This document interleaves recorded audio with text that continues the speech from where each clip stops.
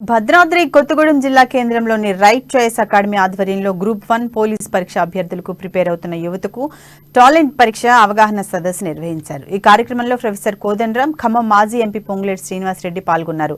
అసమర్థ పాలన, ప్రభుత్వ వైఫల్యం కారణంగా పరీక్షా ప్రశ్నాపత్రాలు లీక్ అయ్యాయని ప్రొఫెసర్ కోదండరాం అన్నారు.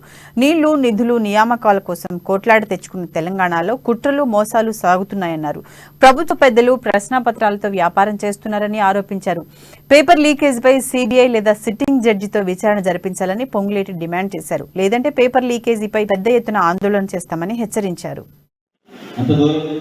ప్రధానమైన పాత్ర పోషించారు అంటే ఇవాళ పదవులు అనుభవించుకున్న వాళ్ళ పాత్రే కాదు, పదవులే అనుభవించని కోదండరాం సార్ లాంటి అనేక మంది కృషి, వారి శ్రమ, అనేక మంది మీలాంటి యువత ఆత్మ బలిదానాలు తెలంగాణ రాష్ట్ర సాధనలో ప్రధాన పాత్ర పోషించాయని చెప్పక తప్పదు.